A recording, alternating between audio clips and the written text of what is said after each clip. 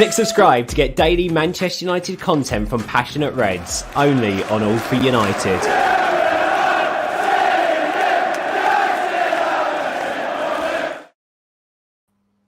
Welcome back to another special transfer roundup here on All for United. Make sure you hit like, make sure you subscribe. The transfer roundup shows all about going behind the scoop, behind the stories that you're seeing online with the players that Manchester United are closely linked with. And we are lucky during the transfer windows to regularly get some of Graeme Bailey's precious time. Graeme, 90-minute football, thank you for joining us, mate. You had a good week this week? Yeah, not bad. Yeah, we're going twice a week with the Talking Transfers podcast on 90 minutes, so it's extra busy, and as well as fitting it around the normality of the transfer window, chasing up, trying to get stuff confirmed, stuff not, etc. Well, Graeme was literally taking calls, which delayed our recording today. That's how mobile the transfer market is. He's constantly on the phone seeing what's going on. It's not just all about yellow ties and deadline day, guys. There's more to it than that. A story from yesterday, Graeme, and we'll lead with this today. Yourself and the brilliant Scott Saunders put out and went into more detail on Manchester United's interest in Antony. Our main attacking target is what's reported on 90min.com. That's where you can go and find more about that story. Manchester United and Antony, what can you tell us? Yeah, as we've spoken about him before, haven't we, Ben? He's a player that United have liked for a long time, to be fair to them. He's a player, obviously, who Ten Hag knows inside out as well. And I said United liked him even before they were thinking about Ten Hag as manager. This is the Brazilian national Ajax, very highly thought of. There's a dearth of right-sided attackers, Brazilian ones, anyway, in this window with Gabriel Jesus, Raphinha, Richarlison, and Antony as well. So if you want a Brazilian right-sider, you do have a pick of them, but you will have to pay for them. Antony's a very interesting one because at the moment, what some fans may not realise is that Ajax are in the process of selling an awful lot of players at the minute. Sebastian Haller is very close to joining Borussia Dortmund. Mazraoui and Gravenbach have already joined Bayern Munich. We know that. And then you've got Martinez, Timber, Alvarez. There's a lot of players on the way out of Ajax, so it might not always be that easy to get them out. And Antony, Ajax won't need the money. But yeah, the interest is there. Yeah, I do like him. There's been contact from quite a few different sources to United and Antony. United will know what it takes to get this deal done. And what we revealed yesterday was, yeah, he is their top forward target, Ben. But the forward isn't the first target. As we know, a new forward isn't at the top of United's list as it stands. They were in for Darwin Núñez. They were beaten to him. They would have done that deal at the same time if they had a chance. Unfortunately for them, Liverpool come in having sold Sadio Mane. Just how the transfer market works, isn't it? You know, whereas now United might come and swoop for Antony, who Liverpool like as well, and I think in an ideal world, who Liverpool might like to replace Mo Salah. So maybe United a better place to get him ahead of Liverpool this time. So I'll see how that plans out. Yeah, but there is interest there. He's not the immediate concern for United, but talks are ongoing. He's a target, and that's where that one is at the minute. I know you specify United looking at more a £40 million deal. However, I think in the article I read something more around 50, maybe 60 million is what will end up getting him out of Ajax. Do you think, again, the price tag on what United are willing to pay very much hinges on how much we end up having to pay for De Jong? Because it's not although Arnold said certain things to fans, what we know and what we understood before that stuff came out, we haven't got a big transfer budget this window. I wouldn't necessarily say that, but obviously De Jong is a very expensive transfer because he'll be one of the most expensive transfers of this window. Not just because you're going to be paying maybe 80 million in a total deal for him, which is probably what it'll come out to in the end. But he's also got wages that will put him on par with De Gea, just behind Ronaldo. That makes him a very expensive signing. And that's where it is, and all these players. It's not necessarily the fees, Ben, you can pay all these fees. It's taking all these wages on board. United have got a very big squad at the minute. Yes, there's extra subs next season that you can use, but all these players who you're bringing in need to be calculated for. And De Jong is one who is coming in on huge money. And obviously you're hoping he's a world class player, so you will pay him that because he's already earning that at Barcelona. Antony's slightly different. Obviously, he won't be coming in on £300,000-400,000 a week, but again, still a big chunk of wages. And we haven't seen that many departures yet from United. We still need to see a few more, especially from that defence, which is very well stocked. But yeah, 40 million won't do the deal. That's for sure. And that is, as I was saying, Ajax are selling these players, so Ajax don't need the money. They can sit there and demand their value. They're not sitting there like a Barcelona who maybe need some money and other clubs. Ajax don't need the money. I know it's United and Leeds, and there's that dynamic, and I get the Calvin Phillips sort of deal, but and why United potentially and Phillips wouldn't have potentially gone to United. But I'm shocked that United aren't visibly in for Raphinha.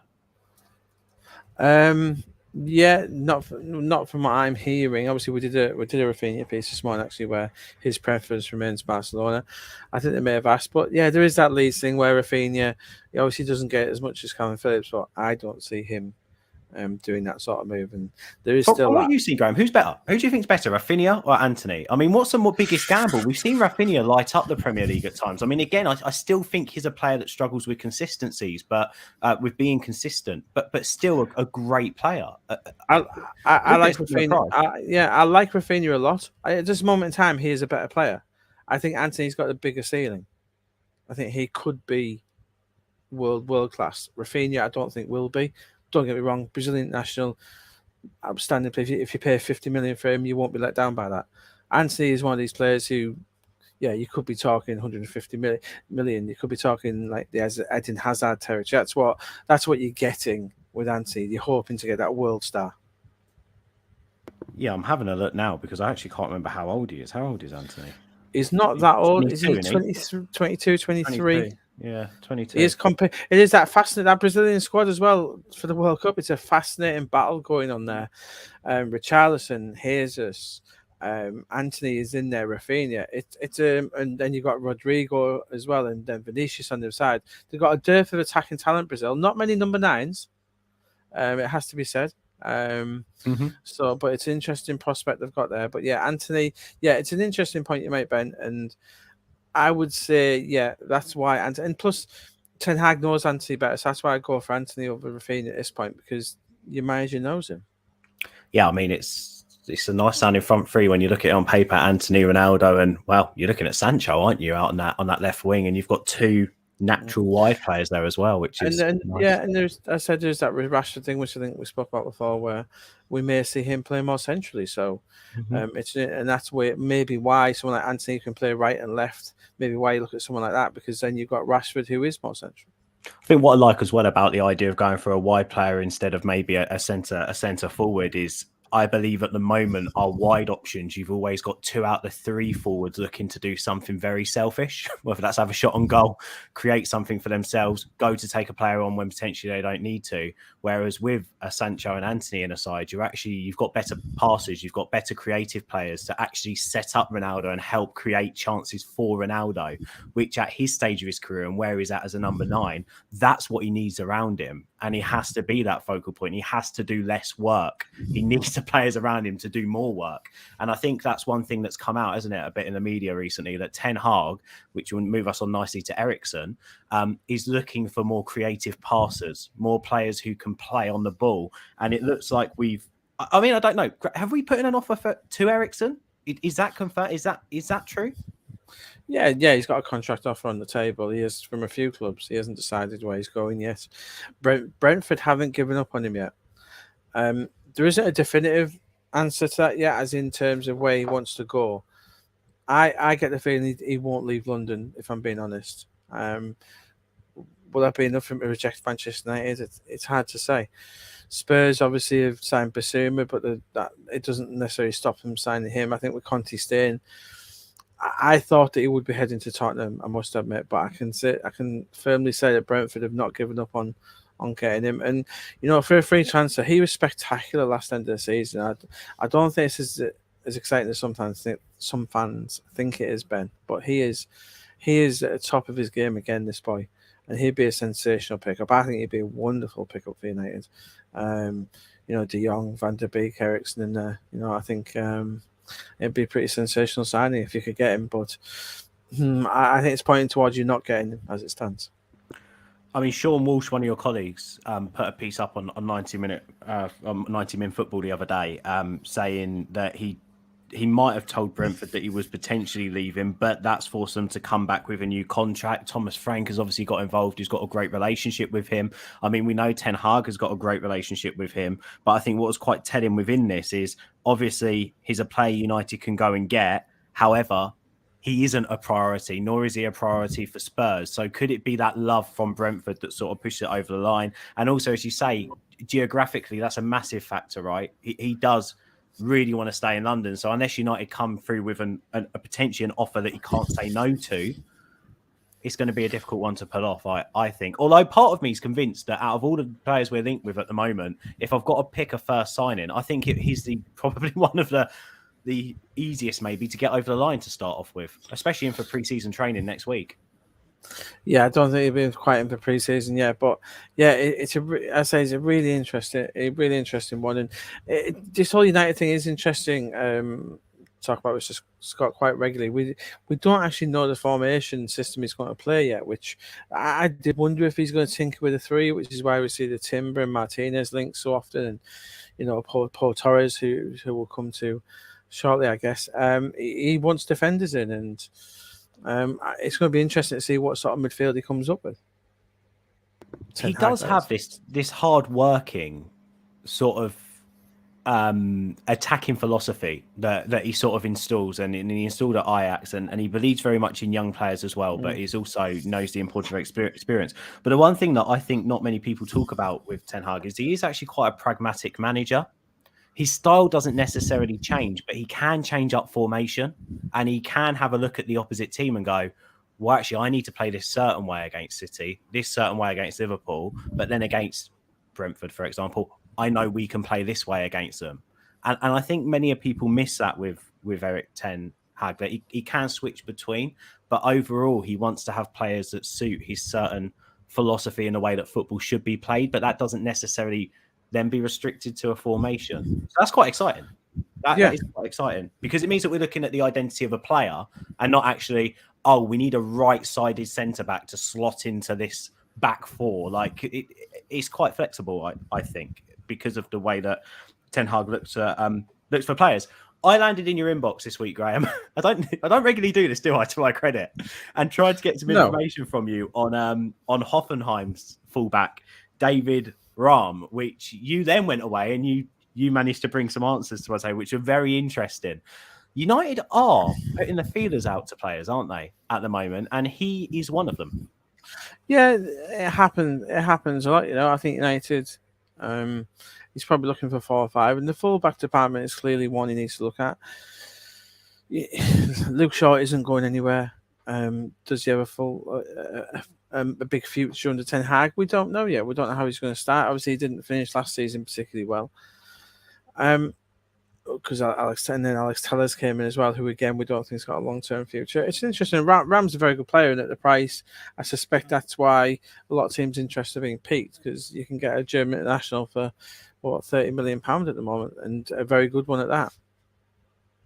And still quite young, 24. Yeah, he's not old. He's not old at all. Fits the philosophy as well, can come on. I think what's quite interesting is that leak came out, or so to speak, rumour came out, and then all of a sudden the Brandon Williams surplus to requirement sort of news came out as well, which is very interesting. Maybe United, we need to shed defenders. And I think fullback is, if you're going to get rid of Wan-Bissaka and Brandon Williams, I think you still need more right back than you do left back. But it depends what his plans are for Shaw and Tellez, right? I mean... Yeah, clearly. Brandon Williams, clearly, in my view, I'd say a lot of him knows he wasn't good enough to step in for me and become a world beater. And obviously, we know what we think about Wan-Bissaka. So, it's an interesting one. Obviously, we know Sergio Dest is one who's been floating around. I wonder later in the window if we might see them go for a right back at some point. I think maybe we need to, but as you said, the outgoings need to happen. I suppose the biggest concern with outgoings, and maybe why Brandon Williams makes more sense to go than Wan-Bissaka, is Brandon Williams is nowhere near on the wages that Wan-Bissaka is. So maybe an easier player to get a reasonable fee for and to clear off the books. Whereas you've always been adamant, it's difficult to get good money, isn't it, for a Henderson or a Wan-Bissaka with the wages they're on? Oh yeah, it's not possible at all, Ben. Really, and we'll see. I think Wan-Bissaka does have some interest out there. You know, Crystal Palace are liking him a lot, and wouldn't surprise me if that one was done sooner rather than later for him to move on. But obviously, United are going to pay a lot of his wages for most of the rest of his contract. But if they can get some money back, if they get half his wages back, it's better than nothing, isn't it? 100%. Look, Graeme is one of my favourite people to talk to because he always says to me that no need to send me anything before, ask me anything you want. And we've opened the floor up to some questions on Twitter this afternoon, and Graeme is more or less willing to answer anything. So I'm going to open up the field to questions, Graeme. So who are your sources? No. So I'm having a look at don't worry, I get that regularly. How many times a day do you get a Heinz or HP joke thrown at you? Is that just a regularity now? With being sources, not so much really. I think some people do demand to know who the source. Even if we do put the odd quote in from a source that people want to know who it is, but in the modern, it's harder now than it used to be back in the day. We used to be able to quote agents and directors of footballs here and there, and club representatives, but they don't need to now, so we don't bother. And I'd rather not. It helps keep the sources protected as to where they come from. 100%. Well, look, let me go through some of these. As you can imagine, and as you have seen, a lot of questions on Frankie de Jong. Now, I've seen a couple of things come out this week that United have gone in with an improved offer, and they're still talking with Barcelona. They want to get a deal done by the end of next week. Barcelona are holding out because of La Liga reinvestment rights, etc., when it comes to transfer deals. By the looks of it, Barcelona want to chuck the money straight into Bernardo Silva, from what I've seen. However, I don't really know how realistic that is. Where are we with this? I know it's a really open question. Where are we with this? Are you any less confident than when we chatted a couple of weeks ago about this still happening? Are you any more confident? Where are we at? I think, from what I understand, United ideally would like it done by this weekend, ahead of pre-season camp. This weekend? Ideally, yeah, because obviously, as I said before, they wanted it done after the international camp. That's over now. They're not a million miles away here, As I said, this deal is a bit more complicated than others because of the huge wages, etc., that come with it, which doesn't make it any easier. I think, a deal starting at around 70, 80 is where Barcelona, United aren't at that point yet. Last I heard was around 65-ish, something around that. So they're not a million miles away. It's tough. I'm still 80%. This gets done. I'm pretty confident. United need this deal, Ben. They really do, and I think Barcelona know that. Yes, United also know. On the other hand, that de Jong is probably Barcelona's only sellable asset, only major sellable asset. Anyway, they've got lots of players who don't want to sell, but not many are going to carry this price tag. So I think both sides are looking at it, but Ten Hag is pushing this very hard. He's spoken to a player. He's pushed with Richard Arnold. Obviously we know from United fans' secret footage that he is on there. He is their top target. We knew that anyway. And yeah, this is getting there slowly, catchy monkey as it seems to be. This one is getting there, and I am still confident this gets done. United need, and for no other reason, Ben, United need this deal. Erik Ten Hag needs this deal, and for that reason, it'll get done. I am very confident, and I think, it'll help with the Van der Beek situation. It'll help with everything. United as a club need this deal. For me, I know we don't. Everyone goes on about throwing money at the situation, but he's a world-class performer. And as I've said, this could be United's version of a Bergkamp or a Coutinho, when you've seen a world-class player drop off the cliff a little bit and suddenly comes in and finds himself. Yes, of course, it's a huge risk. It's a huge deal, but you've got to trust your new manager. And I think United are. It's really interesting because when this deal first surfaced, I sort of felt like United were semi in the driver's seat because Barca needed to sell to help their economical situation, but it seems that that's slightly been resolved, and although there is still a situation ongoing because they can't add in many more players, and they need to really have some money in the bank somewhere. It's not. Yeah, it's not resolved. This will be ongoing for a while, back, so they'll still spend money. But yeah, it's not. It's not resolved. They can't even register Kessie and Christensen at the minute. It really isn't resolved at the moment. No, I suppose what I mean though is that it sort of feels like United were massively in the driver's seat, but still now Barca can, if they want to, take their time a little bit and edge out the money that may be a bit more money than maybe they would have beforehand. Yeah, but both teams want to be. It's like with every transfer, Ben. Really, both teams want to be seen as winning the transfer. Not always possible, but so with the Lukaku deal, Inter and Chelsea, they both want to be seen to win it, and that's what most of these deals come down to, really. I feel like you answered within that. Thank you to Brandon. There's a few others here about why is it taking so long. I feel like you've just answered that. But is there a general belief that now this potentially could and should speed up? Should both teams be willing to get this deal done before / at the very start of pre-season? Because there's no need for this to go down to the final days of the window, is there? Yeah, they wouldn't want that to be doing. I think, I get there's a continuing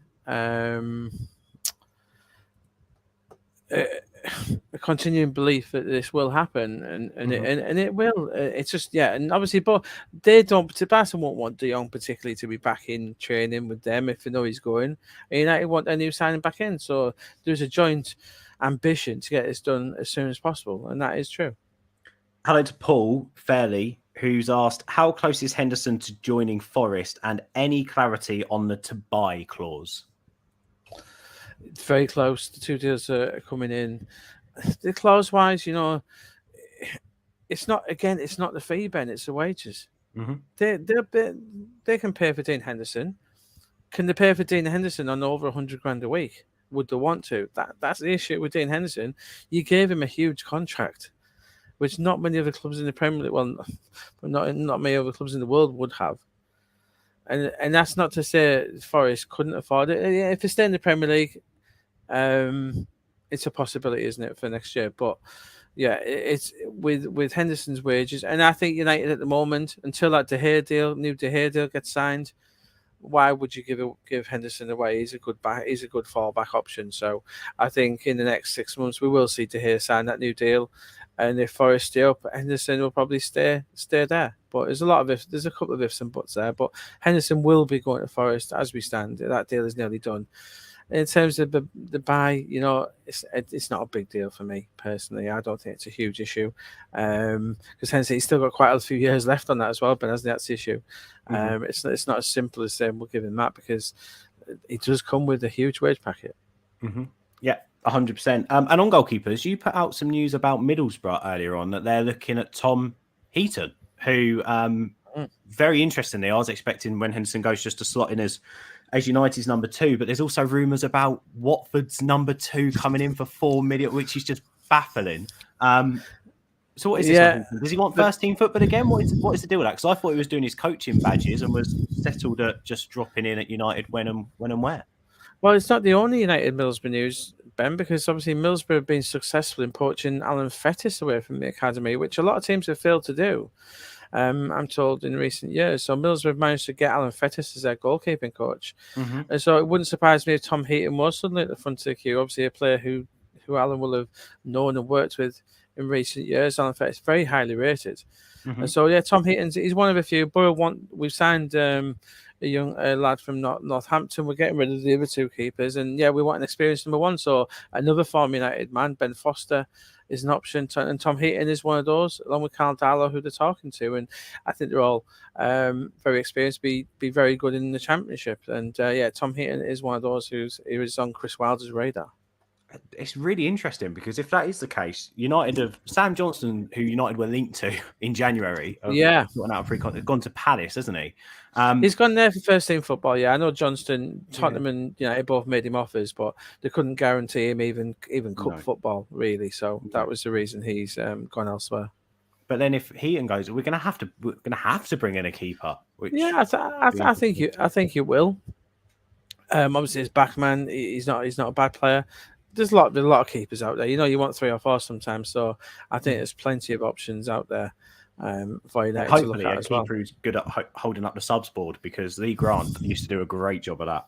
Yeah, so I think that there'll be a couple in there who we don't really know about who they're bringing. Yeah, but I think maybe maybe a Dutchman might come in to help on the bench. Probably from Ajax. Yeah. Let's have a look at a position. A few people have asked about a defensive midfielder. Lind has asked, and there is another comment here. Let me scroll back up to it. Iron has asked as well. What are the chances of United looking at a very, very specified defensive midfielder? Do you think that De Jong and Eriksen, should they come in, they're the two midfield targets? Are United looking at a Neves, for example? I haven't heard too much of Neves recently, although it is interesting that Wolves are trying to sign Enzo Fernandez, a River Plate player, very highly regarded. Linked to United not so long ago, outstanding young player. That, yeah. It depends what system we're looking at. We have seen that someone who can play defensive midfield. We've seen Jurriën Timber drop off the radar slightly, but then Boy Martinez can play holding midfield, the Ajax guy. So we have seen some defensive midfielders linked. Mm-hmm. We need to see this formation. If Van der Beek's in there as well, where does he play? Does De Jong play the holding role? It's going to be a really interesting one to look at here. And we'll just have to see what transpires. In terms of we haven't seen the likes of the Rice and the Phillips link so much, so you do wonder. And I'm not so sure we see that really holding midfielder in there, but that's only me guessing because we really don't know what Ten Hag's plans are just yet. There is one specific name mentioned here, Soumaré, who we know. There's some rumours going around that he might want to leave Leicester, but I don't really know if that's a target for United now, is it? I'm looked into it, but I'd say absolutely no chance of this. Oh, sorry, not Soumaré, Sangare. Sorry, Sangare. Who's the Ibrahim Sangare? Who is who does he? Oh, the PSV guy. Yeah. Yeah. No, that was he's not good enough for United. He's not. I think it was a little bit of agent talk. I think there is clubs interested, but he's not a top 4 player for me. I was on a Chelsea podcast recently talking about him. I don't see that at all, to be honest. Yeah. No. I think Ruud van Nistelrooy's added fuel to that fire by saying that he could leave as well in one of his first PSV. Yeah, they said he could leave. Yeah, but I think he could leave, whether it's for a top 4, top 6 team in the Premier League. I don't see it personally. Few rumours around this Porto forward, but also Brighton linked as well. Is Evanilson? I never know how to say his name. It's a very strange name, isn't it? Evanilson, yeah. Again, I don't particularly see this one at the moment. There's a lot of talk around the Antony. United are going to be looking at an awful lot of players and talking to an awful lot of players. If Rashford goes down the central, if Ronaldo stays, as it looks like he will, United going to pay 50-60 million for someone like that? I don't see it personally, if I'm being honest, Ben. I think they want a forward to do. Mm-hmm. If they can get Antony made, they go for someone like this, possibly. But I think one forward, and currently, as we said, Antony is their main target for the forward role. Pre-season starts next week, so you're expecting a busy next 7 to 10 days for Manchester United? Well, I don't know, because even if it did get De Jong over the line, I imagine he gets an extra week off anyway, given his participation in the Nations League. So I don't think there's many international players due back next week. I'd be surprised. Seeing what Jack Grealish is up to in Vegas, it doesn't look like he's due back next week. I think the international players must be getting at least another week to 2 weeks off, I would think, Ben. And one last quick one. We've seen Mane confirmed to Bayern Munich today. What kind of loss is that to the Premier League, and what kind of loss is that to Liverpool, do you think? Just a quick summary on that. Lost to the Premier League. He's a good guy. I like him a lot. Lost to Liverpool, because he's a good personality. In terms of the actual player, they brought Núñez and Carvalho in. So I would argue that they are, even though he's left, Liverpool are probably stronger. And sorry, one final question, because I know you don't mince your words. How much of a disaster was Lukaku to Chelsea? It was. I think I like Lukaku, I like Tuchel, but it's just the right club at the wrong time. Perfect. Thank you, Graeme. Always appreciate your time. Please go and follow Graeme Bailey. He always posts the latest and he's very honest with his assessments, but also his news as well, as and when it comes through, and regularly gives us his time as well every couple of weeks to go through the latest Manchester United transfer news.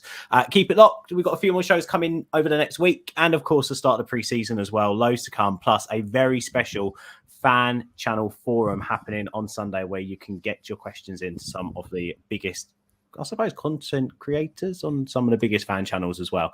Hit subscribe, and also a Busby Babes special landing tomorrow, all on Jackie Blanchflower. So don't go anywhere. Thanks again, Graeme. Please keep us updated, and we'll speak to you guys soon. Ciao for now.